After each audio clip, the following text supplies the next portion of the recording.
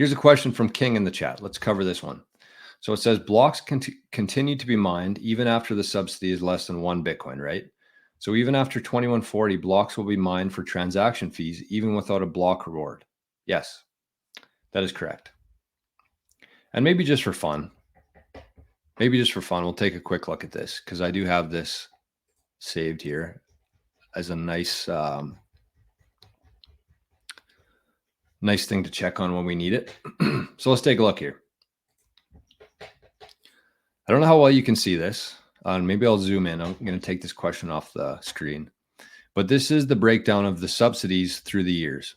So right here, right now, we're at 2024. I'll zoom in on this so we can see it. So we got every 10 minutes, 6.25 Bitcoin are paid out. And that's when the new Bitcoin are created. So per day, that's about 900 per day.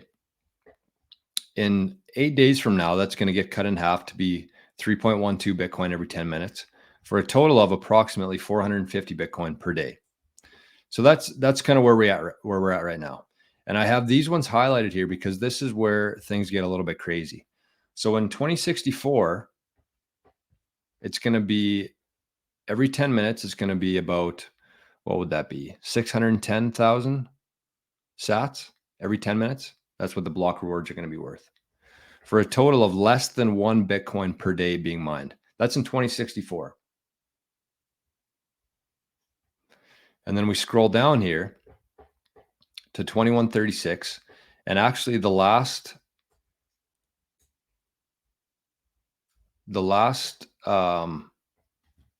what is this, 36 years here? There's actually going to be less than 1 Bitcoin mined over those 36 years for the entire world.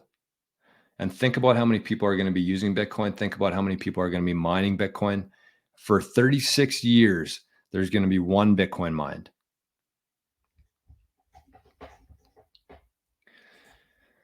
And the video that I did want to show today was a KSI. I don't know who KSI is. Maybe he's a rapper. Maybe he's a musician. I don't know who he is. Maybe an influencer of some sort. But he was talking about Bitcoin. And maybe let's watch it. It's a good time to watch right now since we already brought it up here. So does anybody know who KSI is in the chat? Can somebody help me out here? Whoa, that was loud. Somebody quickly Google KSI so we have a bit of background of who this dude is. So this is a video from Bitcoin News. I wish this thing would go away. There we go. So it is about a minute long, I think, or less. And let's see what KSI has to say about Bitcoin. Buying 1 Bitcoin right now is like buying a bit of land in Manhattan, like years ago, like before it blew up. Think of it like this. You've got 21 million Bitcoin, 3 million is lost. So there's only around 18 million Bitcoin left. There's no inflation. Right. Well, it's basically an asset will just keep going up in price to a point where not everyone can have a Bitcoin. And I feel like people are using Bitcoin as the new digital gold. If you buy at least one, and just don't do anything with it, just hold it for like 10, 15 years, that Bitcoin is going to be worth a shit ton. It could be worth over $1 million at that point, if not more. Buying 1 Bitcoin right now.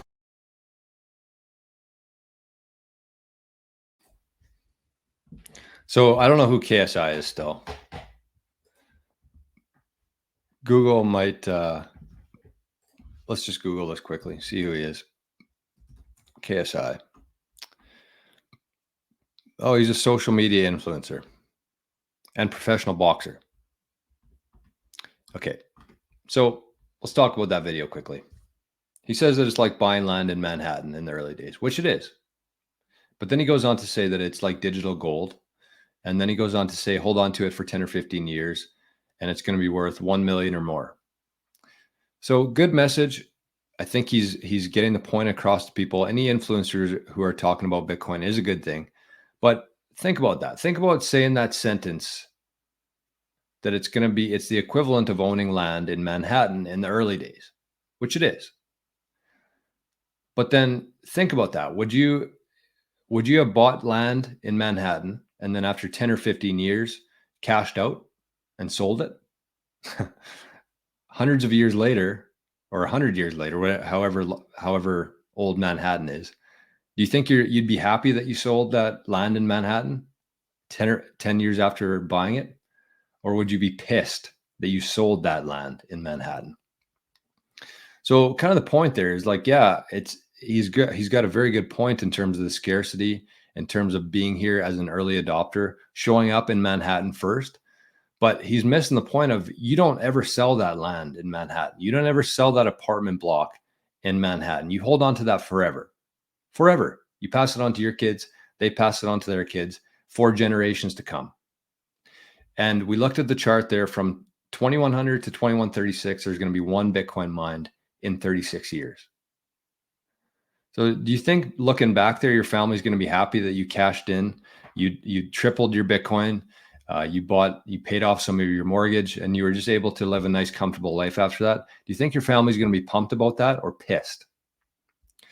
So good message there, but you have to change that. You have to change the mindset there, is that you're going to buy that Bitcoin now. 10 or 15 years from now, it might be worth more, but you're never going to sell that Bitcoin in your life. In your life, and in your kid's life, and their kid's life. You just take on debt against that. That's it.